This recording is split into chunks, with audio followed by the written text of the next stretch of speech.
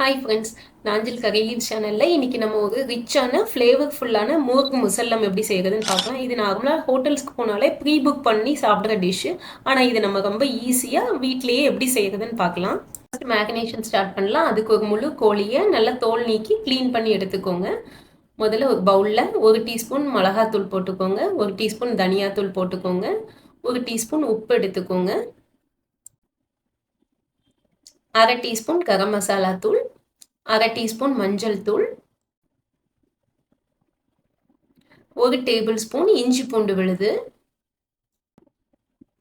தயிர் 1/4 கப், ஒரு பாதி லெமனோட ஜூஸ். இது எல்லாம் ஒன்றா மிக்ஸ் பண்ணி நல்லா இதை அந்த கோழிக்கு மேலே தடவி அப்படியே மேரினேஷனுக்கு வைக்கணும். ஃபர்ஸ்ட் இது எல்லாத்தையும் நல்லா மிக்ஸ் பண்ணிக்குவோம்.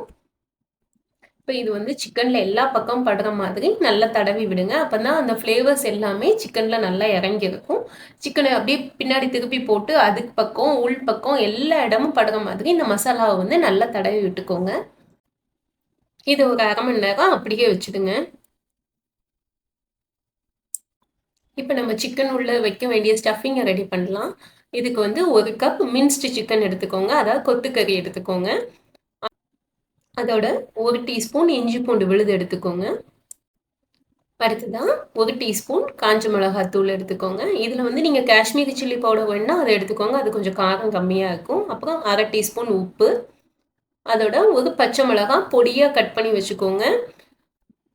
1/4 கப் மல்லி இலை பொடியாக கட் பண்ணி போட்டுக்கோங்க. கூடவே நட்ஸ், பாதாம், கேஷ்யூஸ் இதெல்லாம் ஒரு 10 பொடியாக கட் பண்ணி போட்டுக்கோங்க. ஃப்ரைடு ஆனியன்ஸ் 1/4 கப் எடுத்துக்கோங்க. ஏற்கனவே ஆனியன்ஸை நல்லா எண்ணெயில் பொரிய வச்சு எடுத்துக்கோங்க. அதை ஒரு 1/4 கப். இது எல்லாத்தையும் ஒன்றா போட்டு நல்லா மிக்ஸ் பண்ணிக்கோங்க. இது நம்ம கோழிக்கு உள்ளே வச்சு ஸ்டஃப் பண்ண போகிறோம். இது கூட ஸ்டஃப் பண்ணுறதுக்கு ஒரு அவிச்ச முட்டையும் எடுத்து வச்சுக்கோங்க. ஒரு அவிச்ச முட்டை கோழிக்கு உள்ளே ஸ்டஃப் பண்ணுறதுக்கும், ஒரு அவிச்ச முட்டை டெக்கரேஷனுக்கும் வச்சுக்கலாம். இப்போ நம்ம ஏற்கனவே மேரினேட் பண்ணி வச்சுருக்கிற சிக்கனுக்குள்ளே நம்ம இது எல்லாத்தையும் உள்ளே வச்சு ஸ்டஃப் பண்ணலாம். ஃபஸ்ட்டு அந்த அவிச்ச முட்டையை வச்சுக்கோங்க. அதுக்கப்புறமா நம்ம மிக்ஸ் பண்ணி வச்சுருக்கக்கூடிய இந்த ஸ்டஃபிங்குள்ள பொருள் இருக்குல்ல, அது எல்லாத்தையும் அப்படியே உள்ளே ஸ்டஃப் பண்ணுங்கள்.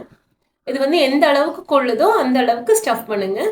ஆனால் உள்ளே நல்லா அழுத்தி ஸ்டஃப் பண்ணி வைங்க. ஏன்னா இது நல்லா குக் ஆகி வரும்போது கிரேவியோடு இது சாப்பிட்றதுக்கு ரொம்ப டேஸ்ட்டாக இருக்கும். இதுதான் இதை டைப் பண்ணணும். ஒரு ட்வைன் எடுத்துக்கோங்க. இது எப்படி கட்டுறதுன்னு நான் சொல்கிறேன். ஃபர்ஸ்ட் ஒரு துண்டு ட்வைன் எடுத்துட்டு, இல்லாட்டா திக்கான நூல் எடுத்துக்கோங்க. இதை 2 காலையும் சேர்த்து ஒன்றா முடிச்சு போடணும். இது 2 காலையும் ஒன்றா வச்சு இதை டைட்டாக முடிச்சு போட்டுக்கோங்க. நம்ம குக் பண்ணப்பறம் இதை கட் பண்ணிக்கலாம். கயிறு கட்டுற இடங்களை மட்டும் கவனமாக பார்த்துக்கோங்க. ஏன்னா அது சரியாக கட்டலை அப்படின்னா அது ஓப்பன் ஆகிடும். அதனால ஃபஸ்ட் இதை கட்டிக்கிட்டோம். அடுத்ததாக கொஞ்சம் நீளமான ட்வைன் இல்லாட்டி நூல் எடுத்துக்கோங்க.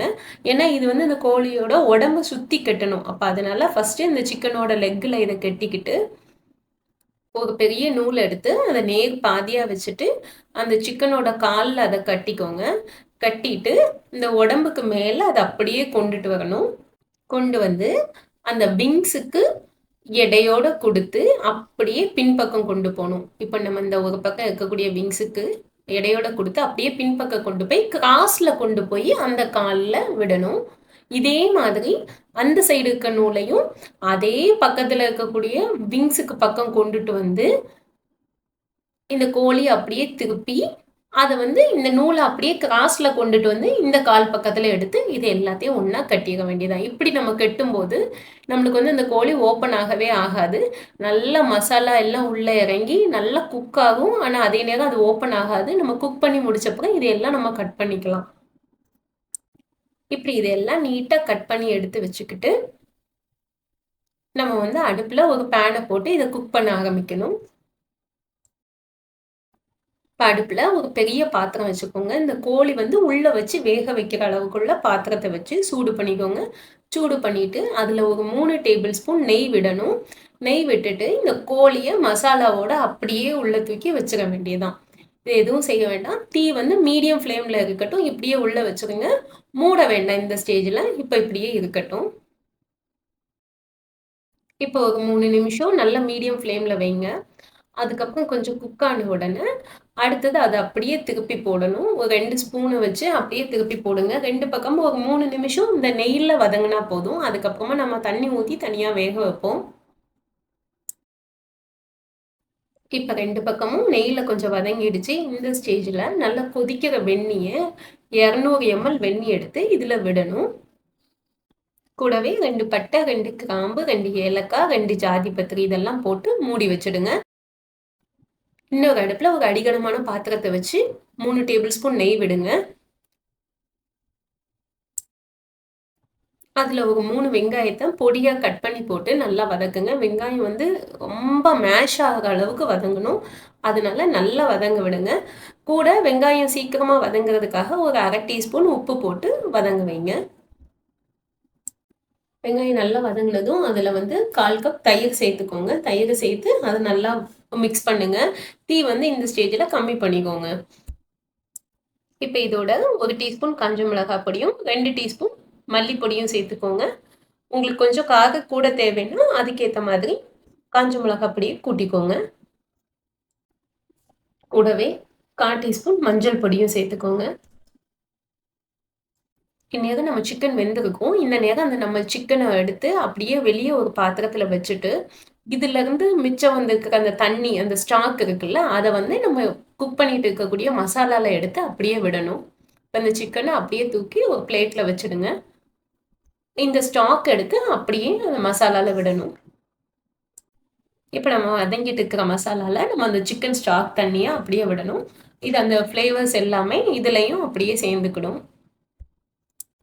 அடுத்ததா இதோட நம்ம சிக்கன் மேரினேஷனுக்கு வச்சுக்கணும்ல, சிக்கனை எடுத்ததுக்கு அப்புறமா மேரினேஷன் பண்ண மீதி மசாலா இருக்கும்ல, அந்த மசாலாவையும் இது கூட போட்டுருங்க. கூடவே ஒரு 200 எம்எல் தண்ணியும் விட்டுக்கோங்க. இது எல்லாம் சேர்ந்து ஒண்ணா நல்லா கொதிக்கட்டும். இது எந்த அளவுக்கு குக் ஆகணும்னா, நம்ம போட்டுருக்கிற வெங்காயம் எதுவுமே வெளியே தெரியக்கூடாது. அந்த அளவுக்கு எல்லாம் ஒண்ணா மிக்ஸ் ஆகி குழஞ்ச ஒரு கிரேவியா குக் ஆகணும். அந்த அளவுக்கு குக் ஆனதுக்கு அப்புறமா ஒரு 15 முந்திரி பருப்பை நல்லா மிக்சியில் அரைச்சு அந்த பேஸ்ட்டையும் இதோடவே சேர்க்கணும். நம்ம சேர்த்த சிக்கன் ஸ்டாக், ஆனியன், நம்ம போட்டிருக்க முந்திரி இது எல்லாம் சேர்ந்து ஒரு ரிச்சான ஃப்ளேவர்ஃபுல்லான ஒரு கிரேவி கிடைக்கும். இந்த கிரேவியில தான் நம்ம இனிமே வந்து சிக்கனையும் போடணும். இதில் 1/2 டீஸ்பூன் கரம் மசாலா பொடி போட்டுக்கோங்க. கூடவே நம்ம ரோஸ் வாட்டர் வச்சுருப்போம்ல, அது வந்து 1 டீஸ்பூன் விடுங்க. அதுக்கப்புறம் கேவரா எசன்ஸ் இது இருந்ததுன்னா அதையும் 1 டீஸ்பூன் விடுங்க. ஆனால் அந்த கேவரா எசன்ஸ் வந்து ஆப்ஷனல் தான். ரோஸ் எசன்ஸ் வந்து 1 டீஸ்பூன் விடுங்க. ஒருவேளை கிரேவி ரொம்ப திக்கா இருந்ததுன்னா இந்த ஸ்டேஜில் ஒரு 200 எம்எல் வெந்நீர் ஊற்றிக்கோங்க.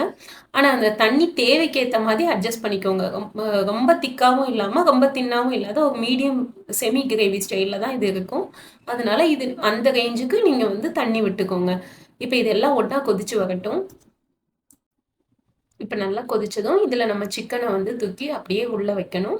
இந்நேரம் வரைக்கும் நம்ம கட்டை ஓப்பன் பண்ணலை. அந்த கட்டை அப்படியே தான் இருக்குது. சிக்கனை வந்து ஒரு பக்கமாக வச்சுட்டு அதுக்கு மேலே அந்த கிரேவியை வந்து மேலே எடுத்து விட்டுக்கோங்க. ஏன்னா அப்போ சிக்கன் வந்து ட்ரை ஆகாமல் இருக்கும். அதுக்காக அதை எடுத்து மேலே விட்டுட்டு இப்போ வந்து நம்ம வந்து இது தம் போடணும். இது வந்து நம்ம சிக்கனை எடுத்து வச்சப்பறம் அந்த பிளேட்டில் இருந்ததுல ஸ்டாக் அதையும் இதுக்கு மேலேயே விட்டுடலாம். இப்போ வந்து இதை நம்ம வந்து தம் போடணும். கொஞ்சமாக கோதுமை மாவு பிசைஞ்சு ஒரு 2-3 பக்கம் வச்சுட்டு இதுக்கு மேலே ஒரு மூடியை வச்சு நல்லா அழுத்தி விட்டுருங்க.